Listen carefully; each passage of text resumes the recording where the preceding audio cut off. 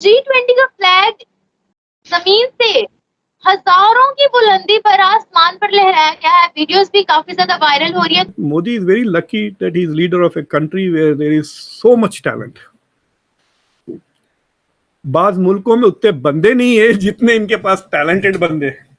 चाहे वो Saudi Arabia के क्राउन प्रिंस हो, चाहे वो अफ्रीका के प्रेसिडेंट हो, अपने शीश को झुका करके जिस हिसाब से चंदन का टीका लगवा रहे हैं, हाथ जोड़ करके नमस्कार कर रहे हैं, वो अपने आप में ना एक इतिहास रच रहा है। आपने 10,000 फीट की ऊंचाई पर G20 के एक खूबसूरत मंजर को तो देखा, पर उसको सही से अगर आप पढ़े तो उसमें नीचे भारत माता की जय भी लिखा हुआ है। आज मैं समझता हूं कि India is very close to get that permanent seat. So मुझे ऐसा लगता है कि इंडिया ने एक लंबा छक्का मारा है और वो छक्का इस तरह के जो अफ्रीका एज ए कॉन्टिनेंट है उन्होंने सारा घेर लिया।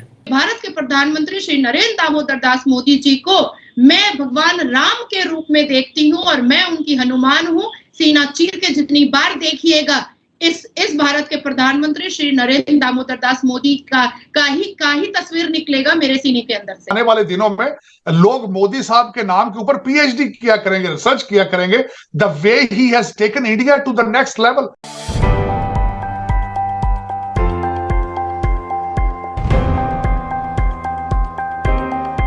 नमस्कार दोस्तों, आप सबका स्वागत है हमारा YouTube चैनल पे।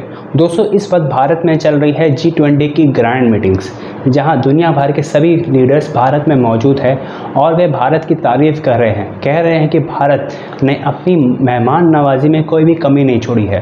और दोस्तों, इसके साथ साथ इस G20 को पूरे भारत भर में सेलिब्रेट किया जा रहा है। इसी दौरान हमने एक वीडियो देखा है जो कि काफ़ी इंटरेस्टिंग है, जिनमें से एक पर्सन एयर डाइविंग करते हुए भारत के G20 का बैनर को उड़ा रहा है और ये देखने में काफ़ी ज़्यादा खूबसूरत दिखाई दे रही है। और दोस्तों, इसके साथ साथ जो बाइडेन ने G20 की मीटिंग में एक बहुत बड़ी ऐलान कर दी है।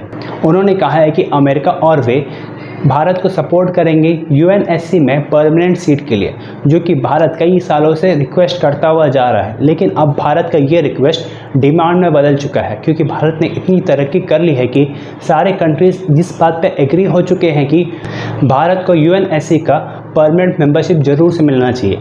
लेकिन इसमें बस एक ही बाधा डाल रहा है और वो कंट्री है चाइना। तो चलिए दोस्तों, इसी पर आगे पाकिस्तानी मीडिया का रिएक्शन देखते हैं। वर्ल्ड लीडर्स जो है वो भारत में मौजूद हैं और हमें दिख रहा है कि डिफरेंट एक्टिविटीज में मौजूद हैं, भारत की संस्कृति को फॉलो कर रहे हैं वो लोग, और भारत अपनी संस्कृति से रिलेटेड बहुत से तोहफे भी देने वाला है G20 लीडर्स को। और जो G20 का फ्लैग ऊपर आसमान पर लहराया गया है, हम देख रहे हैं कि जितने भी इंडियंस मौजूद हैं बाहर के ममालिक में, उनमें एक जज्बा है और वो बड़ा G20 को लेकर जो है वो प्रेफर कर रहे हैं, झंडे लहरा रहे हैं। इसके बारे में आप क्या कहती हैं? और जो बाइडेन की और प्राइम मिनिस्टर मोदी की जो दोस्ती की वीडियोस वायरल हो रही है वो बहुत मजे की वायरल हो रही है, जिस तरह से आपस में घूम रहे हैं, लंच कर रहे हैं। क्या कहती हैं आप? नहीं, आज तो पूरी दुनिया, कल से ही इवन 2 दिन से पूरी दुनिया के कैमरा के लेंसेज जो है वो G20 समिट की तरफ है और भारत मंडपम की तरफ है और हमारे प्रधानमंत्री के निवास की तरफ है। इवन जितने भी मीडिया वाले हैं वो तो इतने उत्तेजित हैं कि भाई इतने बड़े बड़े ब्रांड और ग्रैंड एम्बेसडर आज पहली बार श्री नरेंद्र दामोदर दास मोदी जी के नेतृत्व में आज भारतवासियों को इतने बड़े बड़े ब्रांड और ग्रैंड एम्बेसडर को सामने से नजदीक से देखने का मौका मिला है। और हमने कभी कल्पना नहीं की थी कि भारत इतनी तरक्की कर लेगा। हमें सिर्फ एक सपना आता था कि हम भी G20 की मीटिंग करेंगे। हमें सपना आता था कि हम भी कहीं ना कहीं पूरी दुनिया में 5वें नंबर पर इकोनॉमिक में गिने जाएंगे। हमें सपना आता था कि हमारी GDP भी जो है वो इस दुनिया में सर्वप्रथम होगी। हमें सपना आता था कि हम भी चांद पर पहुंच जाएंगे। और आज देखिए, हमारे भारत के प्रधानमंत्री श्री नरेंद्र दामोदर दास मोदी के नेतृत्व में हमने ये अचीव किया है। अब आप सोचो कि दिल्ली जो है ना, आज दिल्ली और भारत का हर एक नागरिक जो वाकई में इस भारत की भूमि से बेइंतहा मोहब्बत करता है, आकाश देखो, जमीन देखो, दाएं देखो, बाएं देखो, हर जगह भारत माता की जय है। आपने 10,000 फीट की ऊंचाई पर G20 एक खूबसूरत मंजर को तो देखा, पर उसको सही से अगर आप पढ़े तो उसमें नीचे भारत माता की जय भी लिखा हुआ है, उसको सही से देखिएगा।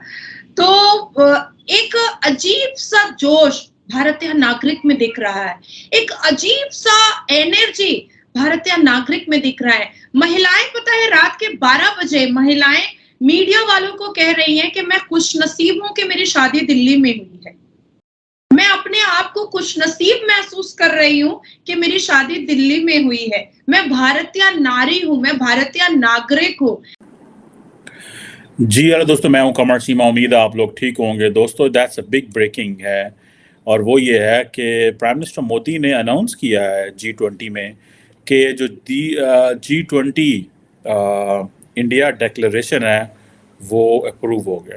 That's a very big development. मैंने वो डिक्लेरेशन भी पढ़ा है, और it's a very lengthy declaration, जिसमें आप समझ लें कि कुछ 34 पेजेस का डिक्लेरेशन है, और इसमें तमाम ही मसले जो हैं दुनिया के वो अटैच किए गए हैं।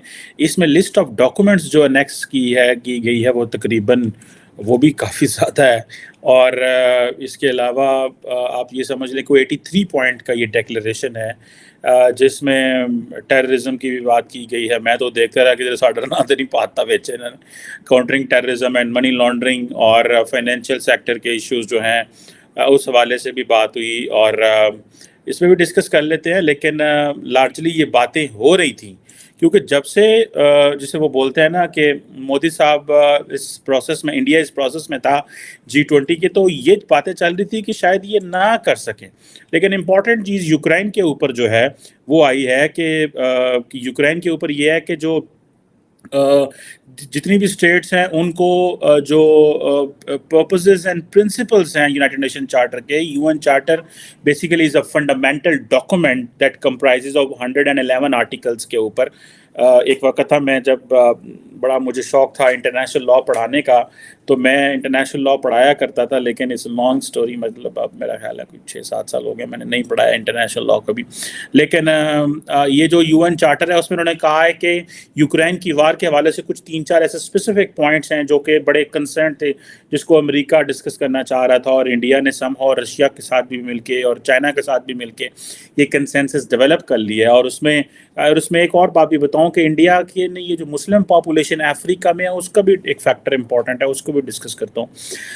तो दूसरा ये है कि उन्होंने कहा जी कि जो यूक्रेन में जंग हो रही है उसमें तमाम स्टेट्स जो हैं वो यूज़ ऑफ फोर्स ना करें। हालांकि यूज़ ऑफ फोर्स तो हो रहा है, रशिया रोज चंडा मार रहा है यूक्रेन बेचारे नु, कभी रोजाना, कभी इधर कभी उधर।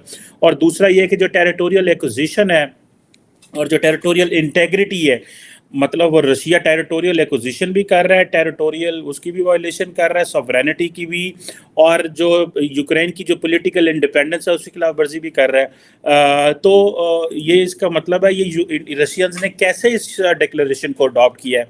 लगता है कि मोदी साहब ने कोई जी ना जफी पाई है कोई टेलीफोन ते राती कोई लगे रहे ने ਉਹਦੇ ਨਾਲ ਪੁੱਟਣ ਨਾਲ, ਉਹਨੂੰ ਕਹਿੰਦੇ ਨੇ ਯਾਰ ਜਿਉਂ ਜਾਣਦਾ ਹੈ ਇਹ ਸਾਰੇ ਛੱਡ ਪਰ ਇਹ ਕਰ ਛੱਡ ਸਾਡੀ ਇੱਕ साड़ी, हमारे पंजाबी में कहते हैं साड़ी बुत्ती कड़ा छड़।